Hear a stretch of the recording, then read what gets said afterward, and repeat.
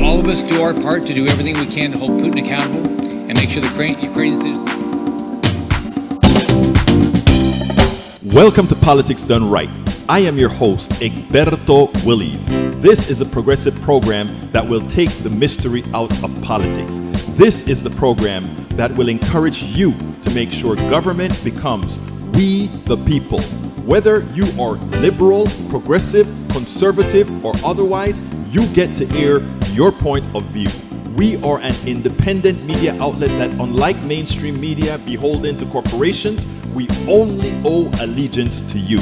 Remember, you can also send me a tweet at EGBERTOWILLIES. That is at Egberto Willies. Let us engage. It is Politics Done Right. Well, folks, welcome to one more edition of Politics Done Right. I'm Egberto Willies, your host. Thank you so kindly for being a part of the show. We're going to have a great show for you today.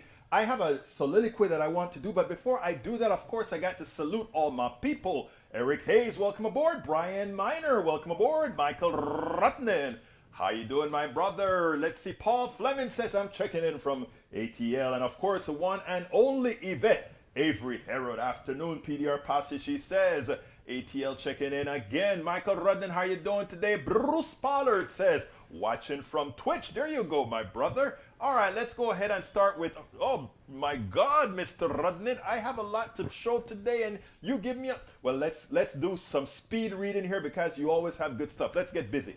Jan 6 committee lays out potential criminal charges against Trump in a court filing. The panel said there was enough evidence to suggest that the former president might be engaged in a criminal conspiracy as he fought to remain in office. The evidence gathered by the committee provides, at minimum, a good faith basis for concluding that President Trump has violated the obstruction count. The filing, written by Douglas N. Letter, the general counsel of the House, said, added, the select committee also has a good faith basis for concluding that the president and members of his campaign engaged in a criminal conspiracy to defraud the United States. Continue reading at the link provided by good old Senor Michael Rudden. Second one, methane ultra emitters offer oil and gas industry quick significant way to reduce climate footprint. Using satellite data from 2019 and 2020, a team of French and US researchers created the first systematic estimate of large methane leaks that can only be seen from space. They detected about 1,800 so-called ultra emitters over the 2 years, of which roughly 1,200 came from oil and gas facilities. These high-emitting events, which are normally undetectable and not accounted for in national greenhouse gas inventories, represented as much as 12% of global methane emissions from the oil and gas industry, according to their studies. Unless fossil fuel corporations are heavily regulated, not only lightly fined for their emissions, but imprisoned for ecocide, they are not going to do anything to prevent the damage. I agree with you 100%. Ukraine offers Russian soldiers compensation if they surrender. Any Russian soldiers who surrender merely needs to say million, and they get asylum in Ukraine along with 5 million rubles, or about 40,000 US dollars. So many Russian soldiers are conscripts who were forced into military service. I see this measure as being extremely effective at taking more Russian soldiers off the Ukrainian battlefield than bullets and bombs will, and a bonus will be demoralizing to the Russian military and Putin. Wow, that's a good thing. I wonder if it's going to work. I mean, I would love to see that. 1 million flee Ukraine as Russian assaults hit key cities of Kharkiv and Kherson and fuels exodus. The conflict has set off a growing humanitarian crisis in Europe and left those who have remained on Ukraine facing an intensifying assault for their airs and ground. We need to start taking in some of these refugees as well. I agree. Michael Rudden also says many non-white refugees fleeing Ukraine caught in limbo at borders amid reports of discrimination. The UN's refugee agency acknowledged instances of discrimination. Your treatment as a refugee directly proportional to your hue. Thank you for giving me credit for my statement of a few months ago, but it's so true. It is so true. Your treatment as a refugee is directly proportional to your hue. Unfortunately, it doesn't only come with refugee. I'm writing the story of my professional career, starting from college all the way into corporate America, right into forming my own business, dealing with banks, etc. And some of the things that I'm going to have in there is going to be fascinating. Again, I have a big smile on my face, but the tribulations that many of us have to go through with a smile you would not imagine. Lastly, Bernie Sanders responds with a flat-out no after being asked if he shares Biden's optimism about the future of America. We Americans are an optimistic people, but sometimes we just have to face reality. There's a lack of action from Congress on a number of fronts where action is absolutely required. Corporate corruption of our government, global warming, infrastructure investment for renewable energy, living wages, universal health care, student loan comes to mind, and failing to do so will lead to dismal future. While all eyes are on Russia-Ukraine conflict, we can't let go the bigger picture that needs people. And that is so true. I mean, that is so true. We can't take our heads off the ball. Like, Berta, if you're able to put this one on the screen, I'll put it up later. I got a whole lot to go through, and I wanted to read all of your stuff. Good day, good solar, according to Bruce Pollard. Let's see who else we have visiting while I read all of that. We have Michael Renner says, can someone repeat this, Eric, for me? Electric vehicle owners to the world, going green is not as scary as you think. Fuel the electricity to drive 15,000 miles per year in a compact electric vehicle costs less than $546, while the amount of gas required costs over $1,200. If you take a look at it, man, it's actually much worse than that, especially with what they intend to do.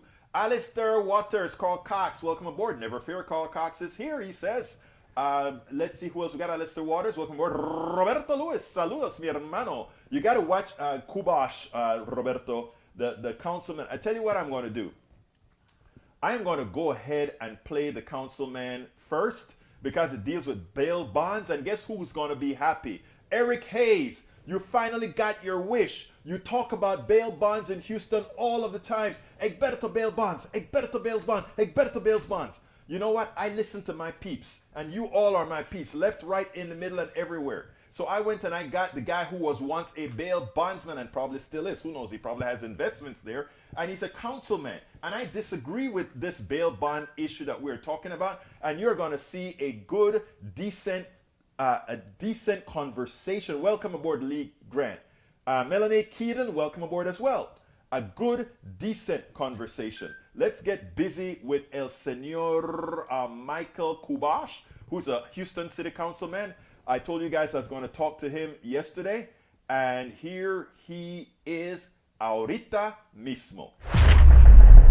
Welcome to another edition of Politics Done Right. Today we have a councilman, a Houston councilman, Michael Kubosh.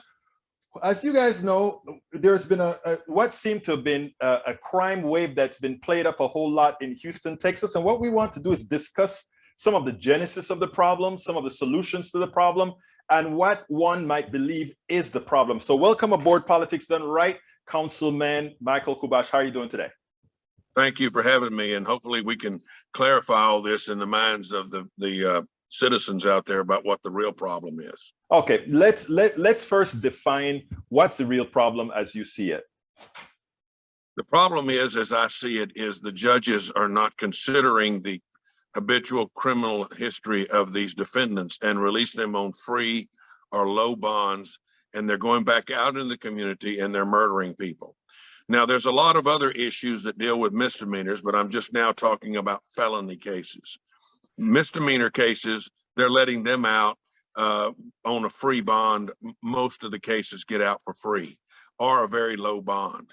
DWI is now $10 to get out or $100, where it used to be $1,000 or $500. Now, the problem is when there's no accountability, there's no responsibility. The bail system, and I used to be a part of it for 27 years, is a proven system of accountability where the person who is bonded out is responsible to somebody in their family, their employer, somebody who signed or co-signed the bond, holding them also accountable as well as the defendant. Right now, there's nobody accountable except the defendant. And if he doesn't show up, so what? His case may never get adjudicated. Okay, so your contention is that if somebody has skin, I think you are from the trend, the thought process that says if somebody has skin in a game, they're likely to behave differently if they put money. I would think that a habitual criminal, whether there's money in the game or not, it's not their habitual criminal, correct? Well, I didn't really understand that question, but I can tell you this. We have a proven system of accountability, the cash bail system, as they like to call it, where you have a surety. I never bonded anybody out of jail who paid me to bond them out. It was always a family member, a friend, a relative, a mother, a dad, an employer, a priest, a minister. And they bonded this person out. And I put my finger on them and said, you're responsible. Here's the documents you signed. They're going to have to go to court. If they don't, you and I are going to be up late at night drinking coffee looking for this individual. And so the family had accountability. Many of them had to put up collateral, their home, their cars. And so it would, not that we wanted their cars, not that we wanted their jewelry, but by having their jewelry, having their car titles, it put pressure on the defendant to show up, because mama may lose her wedding ring, mama may lose her car. So consequently, now that doesn't exist. I don't know of any misdemeanor cases where anybody has to pay hardly anything to get out. During the Hurricane Harvey, one guy was arrested 5 times for looting, and each time he was released to go back and loot again. Eventually, he never went to court. His case was never adjudicated. I don't know where he's at now, but if he crossed state lines, they would never go after him on a misdemeanor case. Let me ask you a question. Are the judges following the laws? Yes or no? That's a simple question. Yes, they are following the law. The judges are the judges are following the law, and the law was written where again? Well, the law is in the state of Texas. Okay, hold on. Look, I mean, I love to have conversation as long as everybody gets a chance to say the piece that they want to say. The laws of the bail laws were written in the state of Texas by Congress, by our state legislature. So they're the ones responsible for the laws being effected and executed by the judges who wherever in Texas, correct? That's a simple question. But no, judges don't have to follow the law. Judges do have to follow the law. They have discretion, is what you want to say, though. They do have discretion. Because there's a separation between the legislature, the judiciary, and the executive. So they can ignore some of the recommendations. I look at the statute as recommendations to the judges that they just simply don't follow. Our Councilman Kubosh, there is a law, and these judges are following the law. The question that, and I think if we're looking for accountability, and I want you, we believe in accountability. Everyone should have accountability.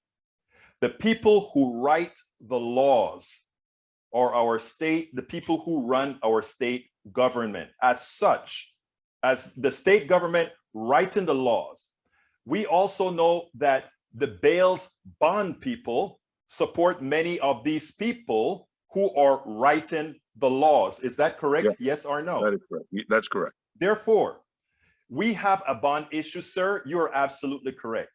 We have some judges that are maybe release people that they shouldn't release, but they don't know that they shouldn't, and they do release them. Agreed. I think we can postulate, both of us can postulate that. But thirdly, we are making we are trying to effect policy today, and you tell me if you think I'm wrong or right. We are trying to effect policy today based on the false notion that there is a huge increase in crime wave based on people being released on bond. Isn't it true that it's only 2% recidivism with bond releases? True or false? That's false. Tell me what it is. I don't have the exact number, but I do, and that's the number, sir. The number is 2%. There's, I mean, 2%. The reason I asked you had the number is 2%. I'm not going to argue that point with you. And that's good. I appreciate that. But secondly, sir, it's not only 2%, but there has not been a marginal increase in the crime rate. In fact, the total crime rate in Houston has actually dropped, correct? The reporting of crime has dropped. Crime hasn't dropped. Again, we only work with numbers. Isn't it true that the crime rate in Houston has decreased? You sound like Mayor Turner. You tell the story you want to tell. No, sir. We are together. We want. No, we're not. We're not together on this at all. We want a safe Houston. We want a safe Houston. Now that's a fact. Both of us want that. What I don't want, and I want you to explain to me, what I don't want is a system that favors those with capital. In other words, here's what you told me, and I gave you extensive amount of time to speak, and I didn't interrupt you or anything of that nature. I made you speak. You gave your impression of people having responsibility for bonds, etc., etc., etc. True? Now, here's the deal. If we were to change these laws, and I wish they did in Texas, the legislature that says, lock them up, those people with XYZ things. In other words, our Texas legislature is responsible for writing these laws. If you want these people locked up, write it into law. Put the responsibility on the people who write the laws. Now, that said, when you give discretion to a judge, you open the political game. In other words, what you open up for is for somebody to say, the activists like others would come out and say, well, look, if John Peter is from a poor family and John Amos is from a rich family, it doesn't matter how much money the judge says they have to pay. John Amos, from the fact that he is wealthy, whether he's a good guy or not, can get out on bond. True? That's a simple question. When you say John Amos can get out on bond, on what type of a charge? On any charge that the state legislature has put that there's a bond that can be offered for this particular crime. But they have written in the law that they must consider the defendants, who this defendant is, his state of mind. Sure. Does he have? Is he likely to reoffend? Is he a danger to the public, to society? I agree. Yeah, I mean, those all kind subjective of things, terms, right? Yeah, those. But the judge still doesn't have to follow. Many of the times, the district attorney has asked for a no bond, and the defendant was released on free bonds, where they gave him 2 PR bonds. The person that killed Rosalie Cook, the 80-year-old senior, had been 22 misdemeanor convictions, 9 felony convictions. He should be locked up. He should be locked up. But the judge, a Republican judge, not a Democratic judge. Doesn't matter. Did I mention the word Republican or Democrat here? But I'm telling you that he gave him a $5,000 PR bond and a $15,000 PR bond, and then waived the fees on the PR bonds, because I think it's a 3% fee. Right. And let him out. 20 days later, he found Rosalie Cook coming out of a Walgreens, and he killed her. And his son said, her son said, look, he could have just pushed Mama down. Mama couldn't have got up. He didn't have to kill her, but he stabbed her in the chest and killed her. You know, all of that is, sir, Mr. or Councilman Kubosh, I want to be respectful. All of that is right, and I'm with you there. These are. I just want the public to be safe, and I want the judges. And let me tell you how you make the public safe, and then let's talk about it, because I hear a lot of people really getting on these judges, and it really upsets me. And I'm a very pragmatic, very independent activist journalist. Well, some of them got voted out yesterday. You know that. Yes, I know a whole lot of them did, and I think unwarranted. Let me tell you what I mean by that. Well, I'm glad they're gone. Let me tell you what I mean by that, sir. Okay, because here's my fear. Remember what we said: 2% recidivism is what we have. So there are some otherwise people that really would do well and have a break with the bond that judges are going to be fearful to give because of this political thing we put around, making most Houstonians believe that the crime wave is going out of control, so much crazier than it used to be. Here's what I want to ask you, sir. The reason why there's so many guns on the streets right now is anybody can have a gun in a car. So we have the Wild Wild West in Houston, true? Anybody can have a gun, and we have a lot more of these people who get pissed off in a car and shoot each other, right? But I don't know that everybody's got a gun. No, but what I'm saying is now everybody as if they do have one. Now we have an increase in guns that anybody can get without a license, and we have. You don't have to have a license. You can carry it with you without a permit. There you go. And what it means now is and how comes we don't attribute all the new shootouts with these new laws that goes ahead and have the Wild Wild West in Texas? It's simple. As soon as we got these increase in guns in the streets, a lot more shootings started to occur. That number is quantifiable. How comes we don't raise hell about that? Do we care about people? So let's raise hell about having all these guns with kids, 18, 19-year-olds with guns now. Why don't we raise hell about that? And the other thing that I want to ask you about, Councilman, because you're a good councilman. I know you. Okay. Let me ask you another question. Why don't we really go to the genesis of the crime problem in this city, in this state, in this country? You are a politician. You can do something about it. Tell me, why don't we actually give the type of policies within communities that prevent these things from happening? Well, you know what causes it. Yes, you know, we do. we can imprison somebody, and it costs us more to put somebody in prison than it does to send them to Harvard University. That's why I love you, because you know the solution. You know the solution. It's education, and we You know have the to give them an solution, sir. opportunity. That's why I talked to Millard House, our new superintendent, about putting the vocational training back in our schools. They took it out. And some people don't want to be doctors. Some people don't want to be lawyers. They want to be mechanics. They want to work with their hands. They want to be carpenters. They want to learn skills. Why not? Skilled positions. I hire people all the time that have skills. Councilman, whether or not it's putting on a roof or working on plumbing or electrical. We got to have skilled people. Councilman, you're so right. And unless we invest in that, we're going to continue to see more of what we don't like. And that if a man's got a job, if he can take care of his family, he don't have time to go out and rob and steal. Amen. Councilman, you believe what I believe. And I know that when we look at things from a humane point of view, when we look at humanity, we have a tendency to come up with the same answers. So you know what's causing the problems out there. Yes, we have these killers that we need to get off the streets. Yes, we had some few killers that got that got put down, put out back into the streets that shouldn't have. There's a few of that. But I wish we wouldn't turn it into a political issue. And I wish we would go out there and, like you said, Councilman, which you're absolutely right. I agree with you. We need to start working on education and not just trying to make these things into political issues. From kindergarten on. Amen, brother. Amen. Don't wait until they get out of high school when they can't even read yet. Do it at kindergarten on, where they have an opportunity to learn to read and to understand. And we need to teach them. We need to teach them how to be self-sufficient. Councilman Michael some of these kids don't eat unless they come to school. They don't have that. They didn't have food at home. We have to provide for them. If you don't eat, you're not going to learn.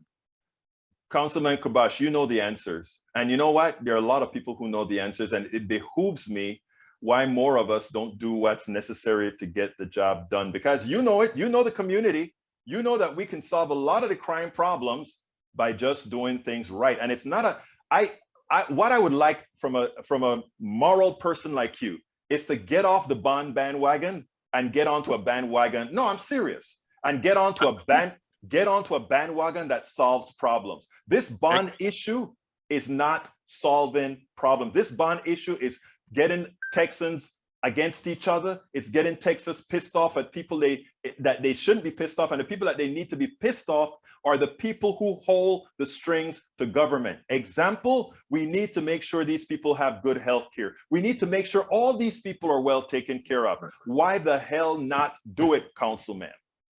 I agree.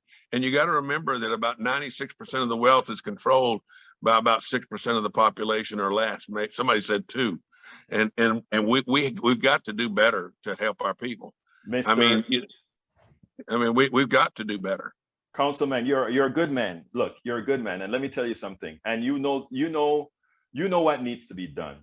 And what I implore to all politicians of every stripe, whether Democrat, Republican, independent, or whatever, drop these notions about gotcha points and let's work for the community. And I know you're willing to do that as well, sir.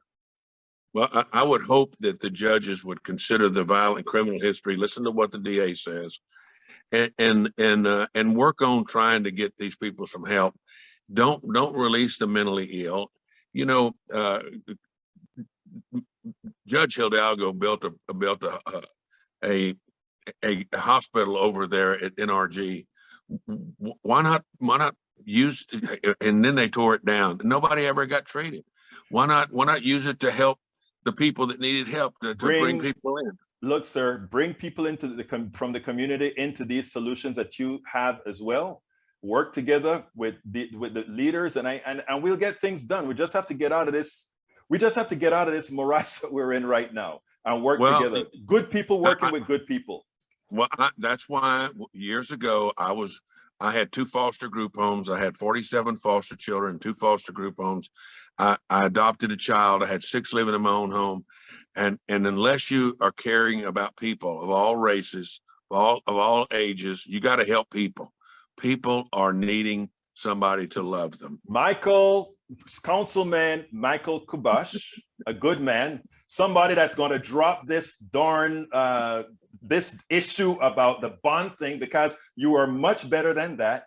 Thank you so kindly for having been on Politics Done Right. Thank you for having me, Agilberto.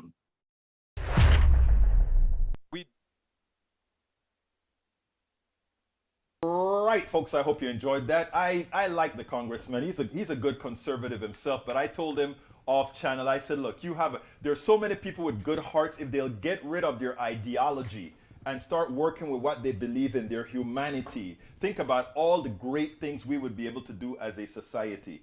Anyhow, let's see what we have to say here. Eric, I'm not going to repeat all the stuff that you're talking about because you're simply singing past Dixie, but you wanted to talk bonds, brother Eric. I brought the bond man on himself, and at the end of the conversation, for the most part, you notice we left in agreement.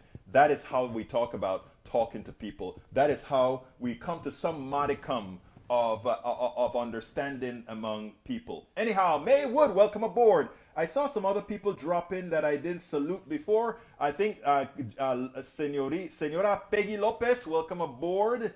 Let's see, Michael Rudden had some good commentary. I'm not going to read them right now because we're up for time, but take a look at what else he had to say in there.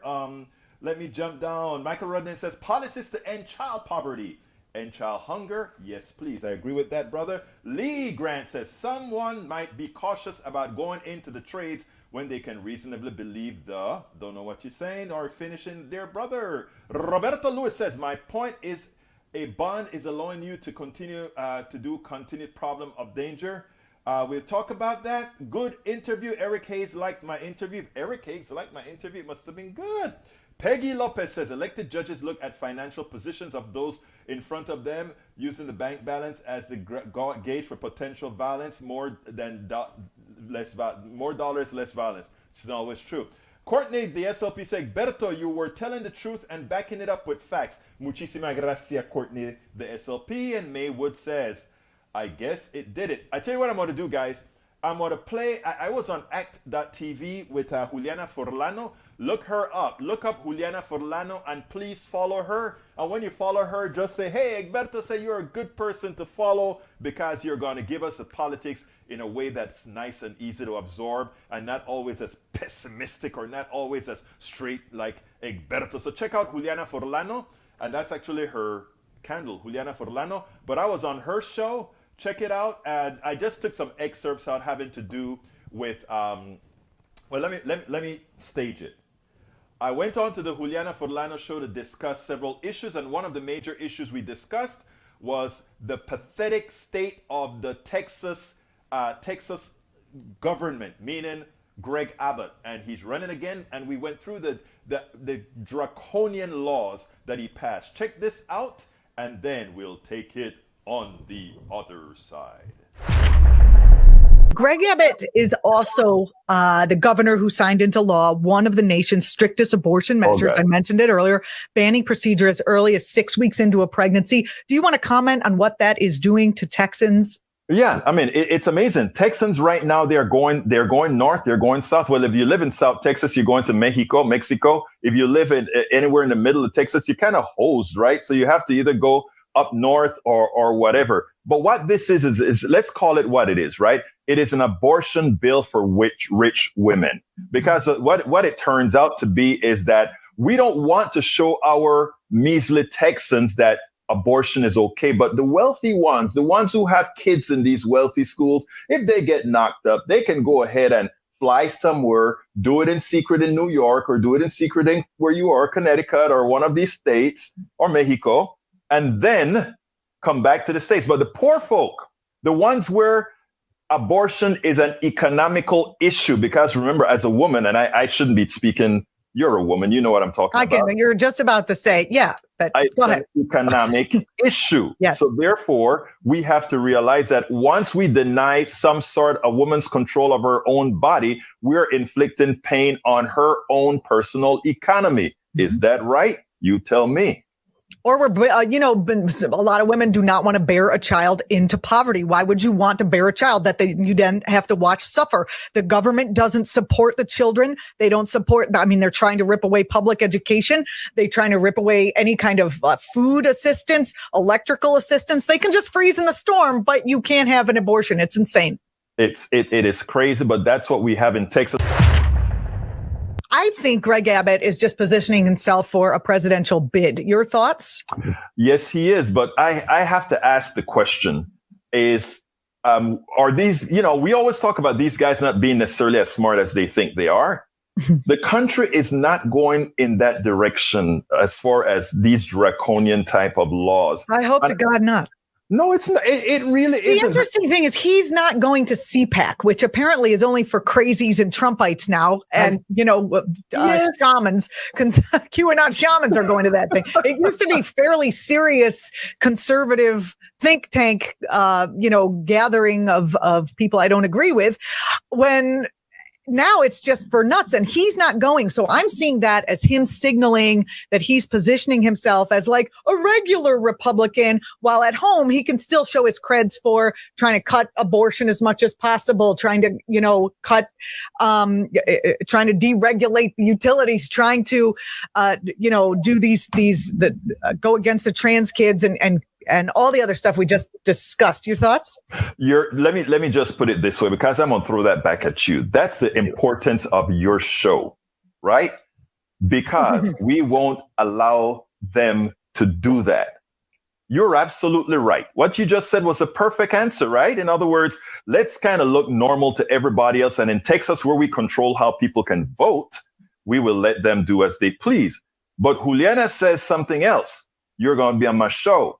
And not only that, we're going to make sure that the rest of America find out who you really are. And that's the beauty of independent media, because whereas others are going to cover things superficially, baby, you're going to get down into the gutter with those guys and say, you're not getting away with that.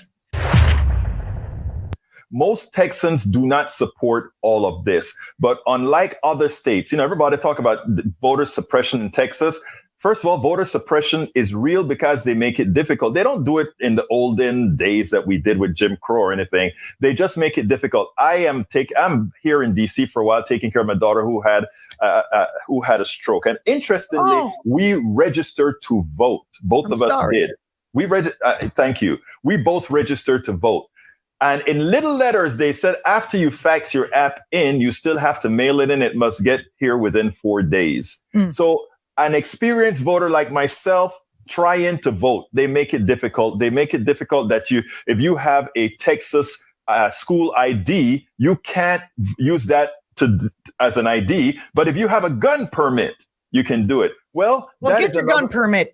Right, but it's funny because most ridiculous. Progressives, a lot of them won't spend the time on gun permits, but we do know conservatives love their guns. So that's another way of making sure that you have a certain type of people voting. Fascinating. It's like death by 1,000 cuts. That's so interesting. I didn't know that. Thanks for bringing that to light. It's a magic word that you just said. Death by 1,000 cuts. That's it. Exactly right. It's so disgusting what Abbott is doing. Let's remind everyone who Greg Abbott is and what he's done in the past. I actually brought up a little while ago that it was Greg Abbott who caused Texans to be ripped off during the Texas electric grid failure. Talk about that. Well, let me tell you, because yesterday, and it's amazing that we planned to have me on today, long time ago, but yesterday, something great happened. The person who run ERCOT is the ones that control all the electrical distribution in Texas. In Texas, we got to do things ourselves. We're big, bad, and ugly, right? Well, actually, big, bad, and pretty. We do everything ourselves. So we run the grid. Everybody else is on a national grid that splits the electricity on the left side of the country or the right side of the country. But Texas does it all on its own. We decided to have ERCOT run it for us. What ERCOT is really is an organization that takes a whole lot of private generators, put them together, aggregate them, and distribute it through our own lines and build the holy hell out of us. Well, during the freeze, we used a lot of electricity, a lot of gas things went down, and it turned out that the grid got overloaded, not because we couldn't handle the performance, but because our state hates regulations that forces these particular companies to do the right thing. So we froze. Now, what happened? On the day that we started to recover, we decided that even though we have recovered, we are going to allow this company to continue to pilfer Texans by charging them up to $1.9 billion over those 2 days that they should not have been charged, that what the market bears in the amount of electricity generated. We spend a lot. Okay, folks, I hope you enjoyed that mashup on El Senor Greg Abbott, because you know what?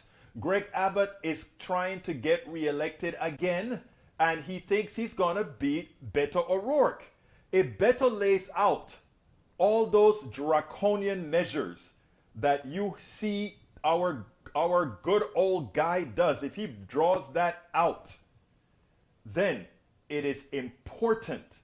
It is very important that we point those draconian things out, and then we start telling Americans what we are going to do. Texans, in the case of Greg Abbott versus Beto O'Rourke, what we are going to do. Hey, Donna Murphy, I haven't heard from you in a long time, my lady. This is great. Egberto, depth of local issues. Thank you so kindly for your comment, Donna, coming from an activist like you. Donna is a neurosurgeon, a great doctor, activist. What I love about Donna is that she's a doctor and she didn't forget that activism for the people that matters, which means everybody. She is there protecting all of our rights. Hey, Donna Murphy, welcome to Politics Done Right. Let's see who else we got here. Carl Cox. Hey, Peggy, why are you shouting out to Carl Cox? Okay, Eric Hayes says, Beto wants to take your guns away. No, he doesn't want to take your guns away. That is how you are going to promote it. That is how Republicans are going to lie about it. But what I'm going to do is I'm going to talk to Beto and I'm going to say, hey, you just make sure to tell people they can have their guns. I will be out there saying how irresponsible the Republican government has been in allowing everybody, Tom, Dick, and Harry, to have guns and become crazies on the streets that are popping caps into people as they drive. Just because the 18 and 19-year-old minds generally are not developed, they can't control a lot of their emotions so often. They get into a car, somebody pulls in front of them, they pull next to them, they got a gun because they can have a gun, and they pop a cap into somebody. How smart is that, my dear brothers and sisters? How smart is that? Come on now. All right, let's see. Peggy Lopez says, please put up an address for Juliana Forlano. Okay, let me put, this is her Twitter address. Juliana Forlano. There is, that is her address at Twitter. Go follow her, folks. Go follow her. And don't forget, while you're there, in case you haven't followed Egberto Willies, please remember to follow Egberto Willies as well. There's my Twitter address, at Egberto Willies. So, folks, please go ahead. And, for people who are going to be reading this later on, I better put Twitter in front of it. Let's see, at Egberto Willies and at Juliana Forlano. There we go. All right, folks, I have one other video for you to play. This is Egberto's word of the day, draconian. Hey, Daniel. Hey, Daniel, I hope to see you on Saturday on our Ask Egberto Anything. Folks, if you don't remember, this Saturday at 11 o'clock Central, it's going to be at what time? 11 Central, 12 noon, right? Yeah, I'm pretty sure it's 12 noon. 12 noon, of course, that's how it is. I'm spattering over 2 time zones now, being here in DC and at the same time covering Texas. You know how that goes, guys. Still hanging there. By the way, here is the link. There is the link to go ahead and sign up for politicsdoneright.com/Ask Egberto. It's for Ask Egberto Anything. I want to see more people there. Last time I think we had 7 or 8, something like that. I want to see 30, 40, 50 people in our Ask Egberto so that we can talk. And everybody gets to say their piece. And nobody's going to be judgmental. We're going to say, I don't agree with that. But, folks, let me just tell you, let's be cool about it. And I think you meant the link for Twitter. So let me give the Twitter link. I think this is the way they do it. Okay, that is mine, and this is Juliana Forlano. There you go. All right, those are the links. And if I made a mistake or screwed up with the typing, you know why. But anyhow, it is time for me to say, hey folks, please, if you are on YouTube, click that. First of all, the thumbs up button. But not only the thumbs up button, please go ahead and click the join button. Become a part of our posse. Make sure that we can get things done. Make sure that I can continue to bring you the content that I bring you. You know, I give you several videos every day. You know, I also give you good interviews, not only local, but statewide and national. It's hard work, 16 hours a day. I don't have help yet because I can't afford help yet. So please support us. Go and click that join button on the YouTube. Now, alternatively, if you're on some other network, go to politicsdoneright.com/YouTube, politicsdoneright.com/YouTube, or you can subscribe to our Patreon, politicsdoneright.com/Patreon. Remember, those of you who do our Patreon,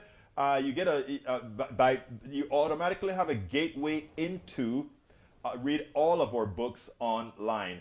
Please consider also subscribing, or rather giving us contributions via either PayPal.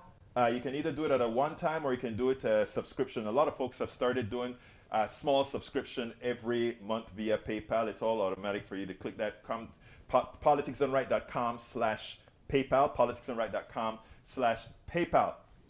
We have a lot of good stuff at the store. Good hoodies, t-shirts, mugs, some of it designed by you. politicsdoneright.com/store, politicsdoneright.com/store. And of course, don't forget this. I'm Egberto Willies, as host of Politics Done Right, a progressive radio media show on Pacifica Network's KPFT 90.1 FM Houston that engages all ideologies. I found that our political angst isn't mostly ideological. There is a well-designed effort by many in power to control us. If we are at each other's throats, we are less likely to demand our economic and local wishes. In that light, I wrote 3 books. I wrote the first one titled, As I See It, Class Warfare, the Only Resort to Right-Wing Doom, to describe the entire economy in a manner we can all understand. It highlights why it was designed to pilfer most as it empowers a few, the chosen. The second book, titled, It's Worth It, How to Talk to Your Right-Wing Relatives, Friends, and Neighbors, take it to the next level. After understanding how the system pilfers, it is incumbent that we can speak to our peers to empower a change. The third book, How to Make America Utopia, Take Away the Economy from Those Who Rigged It, gives us a place to land. After learning about our economy that is dysfunctional for most and learning how to engage the other side, we point out what would make an economy that works for all. Each book stands on its own, but together they provide the full picture. Please consider getting one or more. You will undoubtedly learn, be entertained, and help us continue the mission with our blogs, articles, videos, and books. No, Eric. I am not going to put my face on the mug. I am not going to do that. That's a bit, once I considered doing it, right? Put the Politics Done Right, I put my face on the mug, and I said, nah. For now, that's a little bit too vain. Maybe if enough of you say, hey, Egberto, put your face on the mug under the logo, then I'll do it. But other than that, nah, not at all. If enough of you are to say, hey, Egberto, do it, I'll do it. But anyhow, let's see. Kiminji says the answer is, how do you say that? Kiminjin says the answer definitely is Beto. It is time for Abbott to go. The answer for most issues is at the ballot box. Absolutamente. And Brother Lee Grant, I didn't vote in this primary because of my fault. First of all, I want to just point out it's my fault. I faxed in the application to get the voter application sent to me, but I didn't read the fine print that said I also had to send it in by mail and it had to be received within 4 days. My fault. My fault. Oh, put Ashley's name on the mug, face on the mug. That's an idea. She's a lot better looking than I am. I am going to put Ashley's face on the mug. That's what I'm going to do. Okay, that's what I'm going to do. You're right about that, girlfriend. All right, let's see. Daniel Liddell says, everybody sign up for AEA on Saturday. I have a few surprises planned. Oh, please don't. I hope you're not going to hurt any of us. Please don't. Daniel Liddell? No, Daniel. Look, come in there to be civil. And that's all we do. That's all we do, civil. Even Daniel says, one time he said he said this. I didn't say it, he said it. Sometimes his words come across tougher on when he writes it than when he comes on the screen, because when he comes on the screen, sometimes he gets a little combative, but he's all right. I like Daniel. I've been talking to Daniel at every 4th of July parade that I see him here in Kingwood, Texas. So, hey, brother Daniel. Still love you, even though you don't like me calling you brother because you think I'm your enemy. Don't worry, I'm not your enemy. You may be mine, but I'm not your enemy. Anyhow, let's continue. Egberto, how would you spin? Hell yes, we're going to take your AR-15s. I don't think, put it this way, I don't see a problem in having some restrictions on AR-15s, but, do you have a problem in certain people taking certain drugs? I don't know. Anyhow, let's see. Peggy Lopez says, put Ashley's face on the mug. Roberto Lewis says, agreed. Ashley on the mug. Oops, it looks like I'm going to have to put Ashley on the mug. You guys, I put Ashley on the mug. You guys better buy the damn thing now, because that's how we are going to help fund politics done right. Tom C says, war is hell. Yet the media continues to cover the Ukrainian tragedy as if it were a football game with first one side winning, then the other. The truth is only Putin has the nuclear football. That is so true, Tom C. And I wanted to put you remember I said earlier when I started the show, I'm going to play the Mitch McConnell thing tomorrow, because I have a soliloquy that I want to deal with beforehand. Because our Ukrainian brothers and sisters, they're at war. But in reality, war has come to them. We have Russia that's blowing the holy crap out of apartment buildings, blowing things up, killing innocent civilians, right? That's a fact. But in the process, because of the sanctions on Russia, because of the volatility, quote unquote, in the markets, the price of oil is going through the roof. That is our economic system at work. That is our economic system at work. And let me explain what it is trying to tell you. Our economic system says the following. If there is a war, the risk is on you, the people. If there are good times, the risk is on you, people. If we make a lot of money, the risk is on you, people. And let me explain what I really mean here. Why do we have troops all over the world? Why do we have bases all over the world? Why do we have several fleets in every single one of the oceans on this planet? To protect the interests of Americans.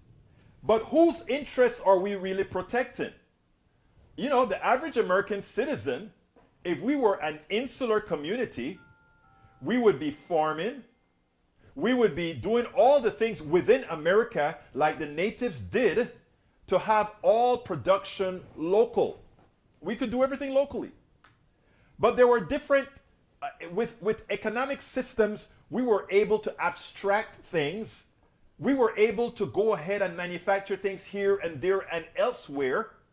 But the spoils from that efficiency, it is true, the spoils from that efficiency never was spread to all of those who created it. In other words, it's efficient to build certain things overseas, but the change in price of those things built overseas, we got to pay a smaller price, but we never partook of the profits from that. It went just to the top. It isn't the billionaires who made the ships. It isn't the billionaires who created the intellect for all these different things. It is all of us. Collectively, we all did it. But in as much as we need a strong military to make sure commerce continues on around this globe, the only ones who pay the price when there is a disruption, the only ones who pay the price when there is a problem are we the people.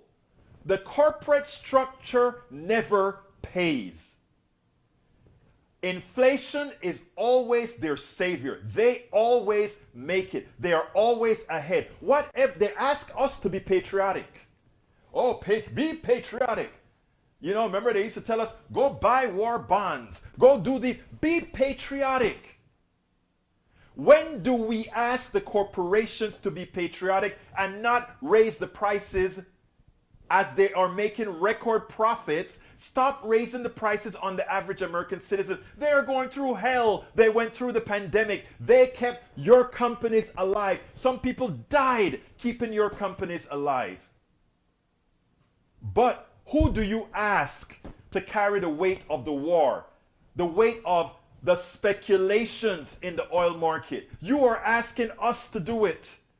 No, you're not asking us to do it. You are forcing us to do it. Because we got to drive to work. Because we got to heat our homes. So you, the corporations, as we look at the stock market, you have profited from the pandemic. As we have had to pay much more for things under the pandemic, you profited.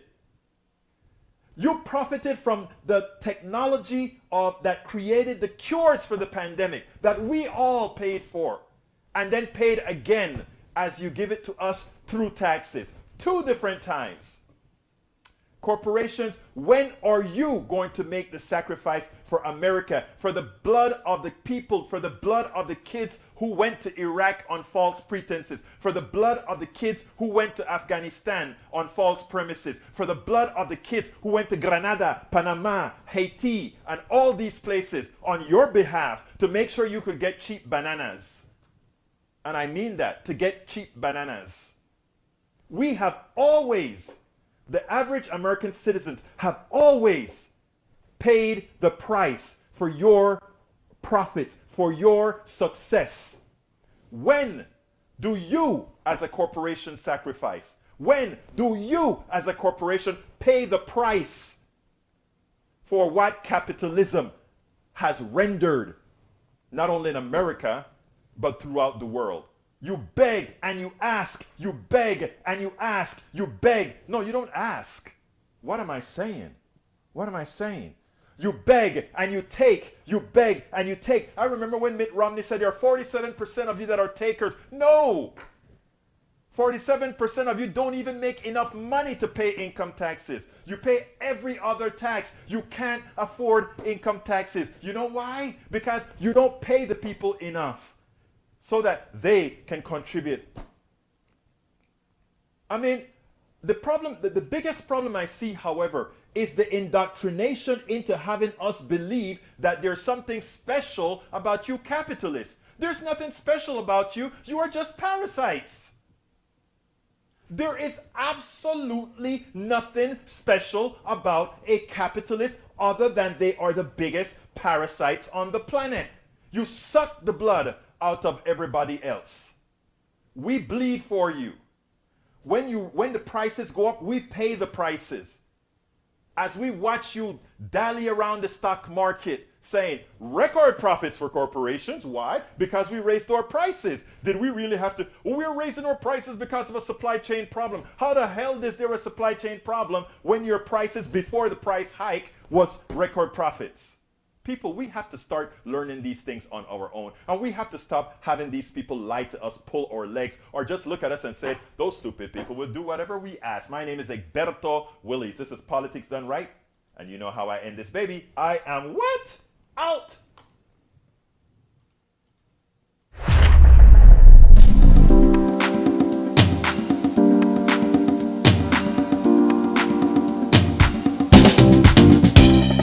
Welcome to Politics Done Right. I am your host, Egberto Willies.